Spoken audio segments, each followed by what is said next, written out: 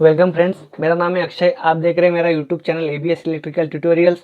तो आज का हमारा टॉपिक है what is the frequency difference between AC and DC and why we use 50 hertz frequency in India, not 60 hertz. तो शुरू करते हैं। जैसे कि व्हाट इज़ द फ्रीक्वेंसी, ये आप कहाँ पे भी कोई इलेक्ट्रिकल अप्लायंसेस देखते होंगे तो उसमें ऐसा लिखा होगा 50 हर्ट्ज। तो ये फ्रीक्वेंसी होता क्या है? तो frequency it is the number of oscillations और साइकिल पर यूनिट टाइम। जैसे समझ लीजिए ये फ्रीक्वेंसी है, एक ऑसिलेशन है, एक पॉजिटिव हाफ साइकिल, एक नेगेटिव हाफ साइकिल। तो फ्रीक्वेंसी क्या है? एक नंबर ऑफ ऑसिलेशन और साइकिल पर सेकंड, मतलब पर पर यूनिट टाइम। मतलब पर यूनिट टाइम में जो नंबर ऑफ ऑसिलेशंस कितने होते हैं उसको ही फ्रीक्वेंसी बोलते हैं। और इसका जो यूनिट आता है हर्ट्स आता है। तो फॉर एग्जांपल जैसे कि हम 1 हर्ट्स ले लेते हैं, तो 1 हर्ट्स मतलब 1 सेकेंड में हमारी वेव 1 साइकिल ट्रैवल करेगी, पॉजिटिव नेगेटिव। इसलिए यहाँ पे फ्रीक्वेंसी आएगी 1 हर्ट्स, मतलब 1 साइकिल पर सेकंड। और जैसे कि हमारी इंडिया की फ्रीक्वेंसी है 50 हर्ट्स, तो हमारी जो वेव है वो 50 बार ऑन ऑफ होगी, मतलब प्लस माइनस ऐसे 50 बार वो ट्रैवल करेगी, जो कि आपको आपकी आंखों से नहीं दिखेगी। जैसे कि आपको एग्जांपल पे, जैसे कि हम ये बल्ब है, बल्ब को जब हम सप्लाई देते हैं 50 हर्ट्ज सिंगल फेस सप्लाई देते हैं, तो आपको तो ये बल्ब बंद चालू होते नहीं दिखता है। अगर ये आपको देखना होगा तो आपको VFD नामक एक उपकरण आता है जो कि हम इंडस्ट्री में ज़्यादा यूज़ करते हैं, जिसमें हम फ्रीक्वेंसी को कम या ज़्यादा करते हैं।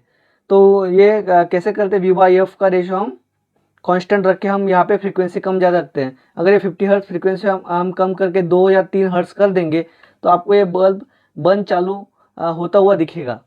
तो ये होता है, हो गया फ्रीक्वेंसी। ये फ्रीक्वेंसी हो गया। अब हम देखते हैं आगे AC वर्सेस DC। तो AC वर्सेस DC, तो AC समझने के लिए आपको जो मैंने अभी फ्रीक्वेंसी टर्म समझाई है, तो ये आपको जानना बहुत ज़रूरी था, इसलिए मैंने फ्रीक्वेंसी आपको क्लियर कर दिया। तो AC मतलब अल्टरनेटिंग करंट, जिसका इन्वेंशन किया था निकोला टेस्ला ने।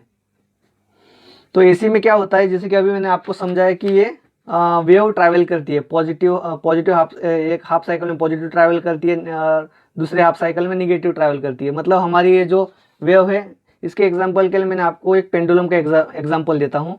जैसे कि आपको 12th में आपने ये पढ़ा होगा पेंडुलम का टॉपिक फिजिक्स में।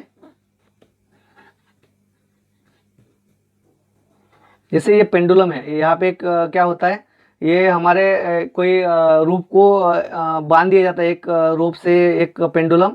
इसको क्या किया जाता है, या इस पोजीशन पे लाके छोड़ दिया जाता है। तो ये पेंडुलम ऐसे यहाँ से ऐसे ऑसिलेट करता है, तो इसलिए ये इस प्रोसेस को हम ऑसिलेशन बोलते हैं। इसलिए मैंने ये जो फ्रीक्वेंसी टर्म है इसमें भी मैंने आपको ये वर्ड यूज़ किया, नंबर ऑफ ऑसिलेशन।